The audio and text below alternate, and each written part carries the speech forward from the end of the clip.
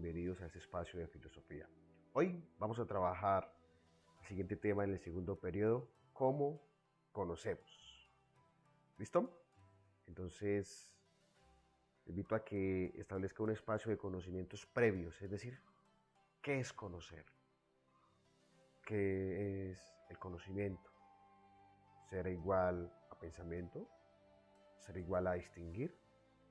¿Será igual a interpretar?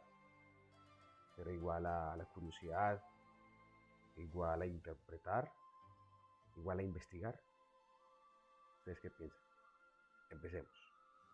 Primero, el conocimiento es la rama de la filosofía que se conoce como la epistemología.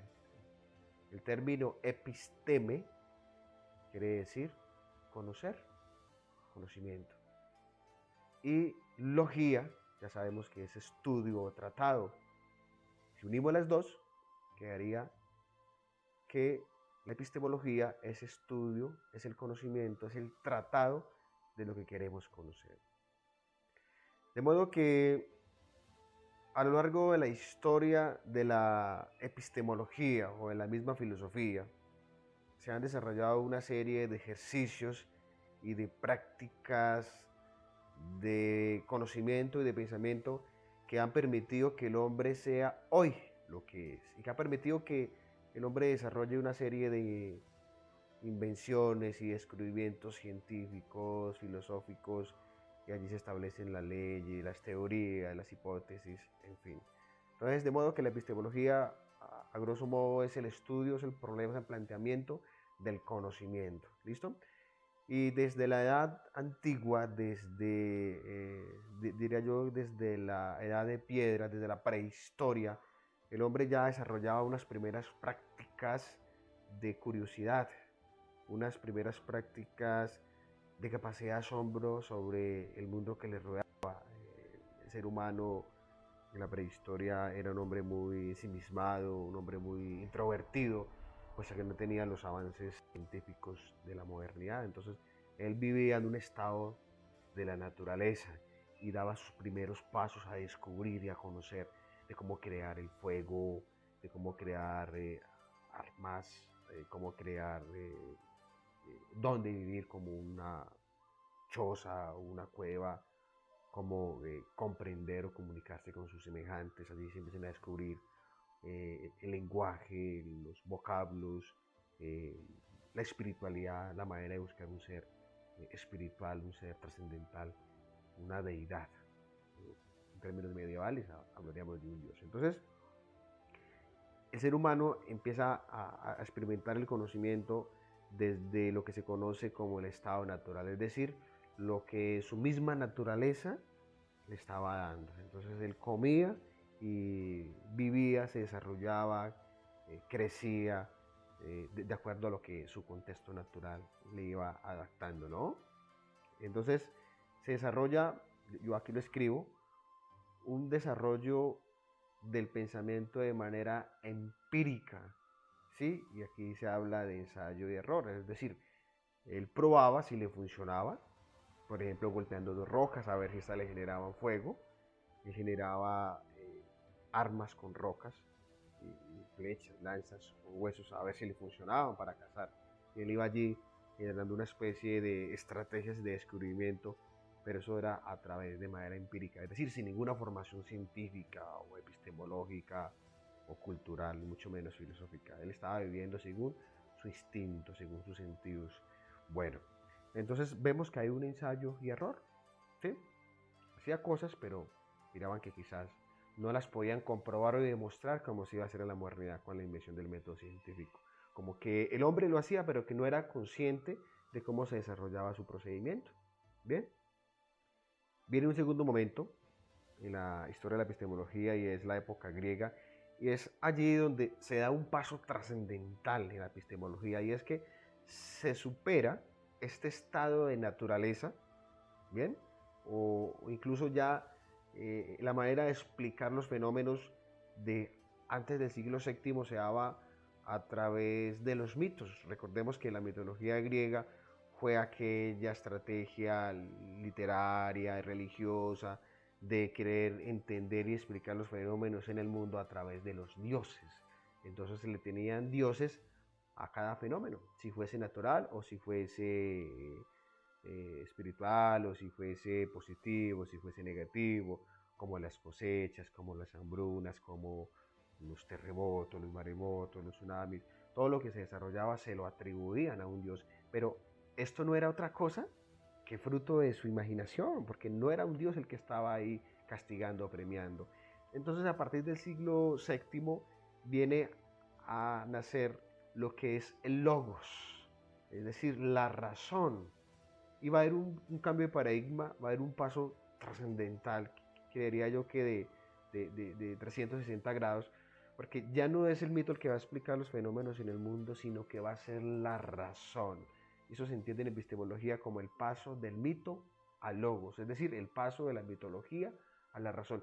Y es donde el hombre, con los presocráticos, los primeros filósofos como Tales, Anaxímenes, Anaximandro, Pitágoras, Protágoras, Anaxágoras, Anaxímenes, van a empezar a explicar que lo que se estaba desarrollando alrededor de manera natural no era que se daba por accidente o por casualidad, es decir, ya todo empezaba a tener una causa y un efecto. Y ellos van a explicar esos primeros fenómenos a través de elementos naturales.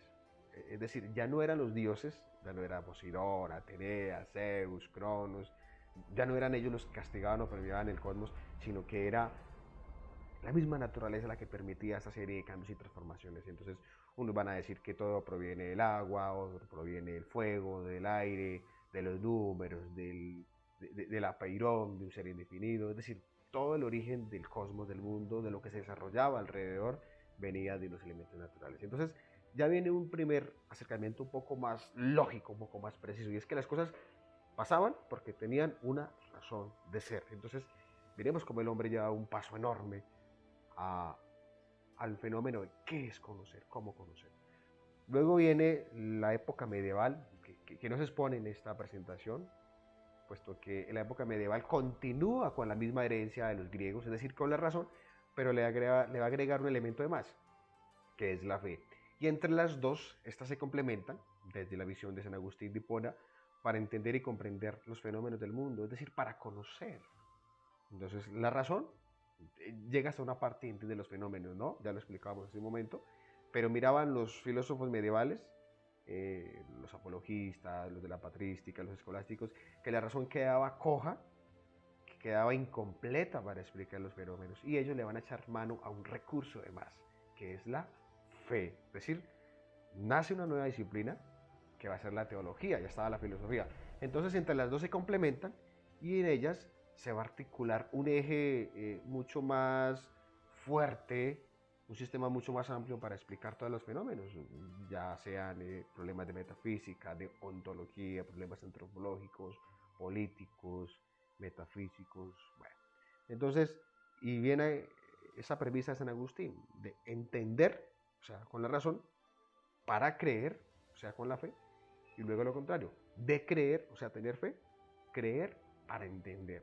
Es decir, para creer en las cosas hay que entenderlas, ojo, pero para entender las cosas primero hay que creerlas. De modo que se complementa fe y razón en la Edad Media para entender los fenómenos del mundo, para hacer conocimiento. Y aquí una crítica muy interesante que le podemos hacer a los científicos de la NASA, y es que ellos todo lo comprueban a través de los laboratorios, ¿no? A través de las partículas.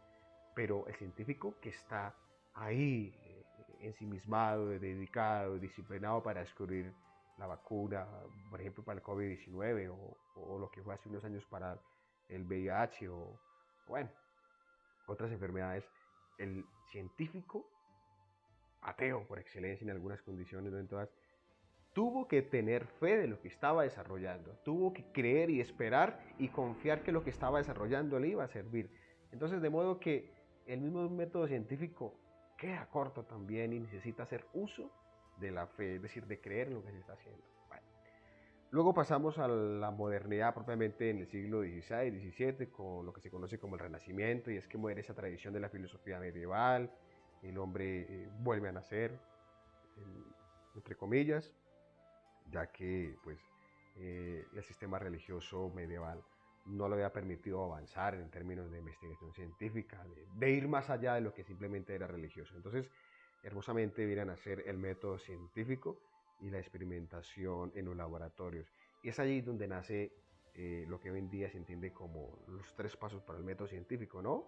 Que son la hipótesis, luego las hipótesis sí se pueden comprobar, se pueden elevar a teorías, y de teorías se pueden ya elevar a leyes, es decir, que se convierte un planteamiento epistemológico como ley, quiere decir que ya es mundial, que aplica para cualquier contexto en el mundo, para cualquier época, cultura o situación, por ejemplo, como ley de la gravedad o la ley de la relatividad. Es decir, ya no se puede refutar, ya no se puede contraargumentar que las cosas caben hacia abajo porque así lo genera la presión atmosférica.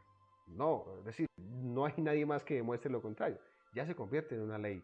Es decir, se puede comprobar y demostrar. Entonces el método científico, lo que, palabras más, palabras menos, para permitir el conocimiento, la epistemología, el episteme, lo hace a través de la corroboración empírica, la corroboración científica, la corroboración experimental. Es decir, una cosa existe porque se puede demostrar. Una cosa es lo que es porque existe. Ejemplo, ¿cómo conocemos que nosotros tenemos un tipo de sangre? O positivo, o negativo, A positivo, A negativo. Bueno, ¿cómo se sabe? Tocándolo, viéndolo, porque me lo dijeron, porque mi padre tenía el mismo tipo de sangre. No, es porque se toma una prueba de su sangre y se lleva a un laboratorio, se le hace un estudio de bacteriología y se comprueba que este individuo es de tipo de sangre B positivo. Es decir, el método científico, desde la modernidad, a partir del Renacimiento, todo se centra y se enfoca en comprobar y demostrar las cosas. ¿Listo? La pregunta entonces, ¿qué es conocer? De modo que, a grosso modo, conocer es un ejercicio, es una condición propia del ser humano que ha existido y ha prevalecido en toda la historia de la humanidad. Es de los grandes rasgos y de lo que definen la totalidad de ser humano.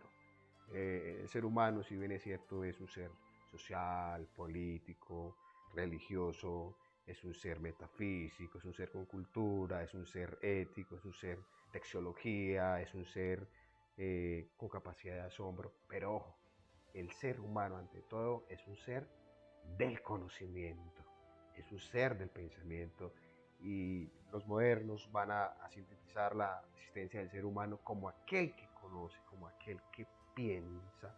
Quiere decir que la existencia del ser humano está condicionada. El ser humano vive y se relaciona, se proyecta, se realiza es a través del conocimiento y el pensamiento. De modo que es una característica que el ser humano tiene y que con esta puede transformar y construir el mundo. Bueno, 3 pasos elementales para llegar al conocimiento. Lo primero es situarnos ante la contemplación de un objeto. Por ejemplo, una piedra. Es contemplar, es observar.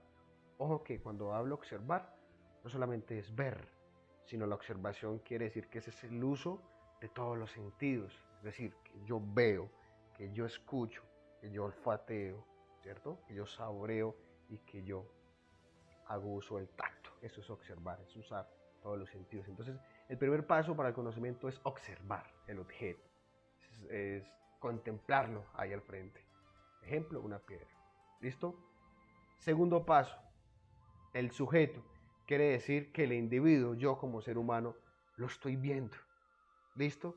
Lo estoy contemplando, lo estoy observando. Entonces veo que la piedra es de color gris, la toco, es un poco lisa, tiene algunas ranuras, la levanto, concluyo que pesa más o menos 20 kilos, la huelo y olfateo que tiene un olor como arcilla, eh, la golpeo y escucho que suena como de manera rígida, es decir, empiezo a hacer una interacción entre sujeto y objeto, ¿listo?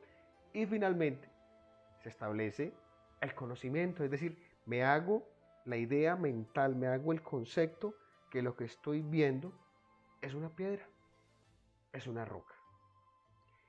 Para esto, concluyo con lo siguiente, observen bien, No hay nada en el pensamiento, nada se conoce que antes no haya pasado por los sentidos. ¿Qué quiere decir eso? Me devuelvo. Que para llegar al conocimiento, para llegar al concepto de roca o de piedra, primero que tuve que hacer, observarla, interactuar con ella, establecer una relación directa y estrecha, y por último me hago el concepto de piedra, es decir, establezco un conocimiento mental. De modo que todo lo que tenemos en la cabecita, a ver, observemos el esquema complementario, todo lo que usted ve aquí, tijeras, veo una manzana, veo una agenda, veo por acá unos números, veo por acá unos libros, es porque usted antes lo ha observado, es porque usted antes ha interactuado con él. Y en la medida en que usted usa sus sentidos para observar, para abstraer cosas materiales o sujetos, mediante los objetos, usted se hace los conceptos mentales. Y la conclusión es, no hay nada en el pensamiento que no haya pasado por los sentidos. Usted conoce la idea de perro, de carro, de persona, de números, de sabor, de color, de textura, es porque usted antes lo ha experimentado a través de sus sentidos. ¿Listo? ¿Listo, chicos? Entonces, los invito a que indaguen en otras fuentes y a que complementen estos temas. Recordemos que la clase de Zoom y este tutorial nos reduce la totalidad de lo que es la esencia del saber. Muchas gracias.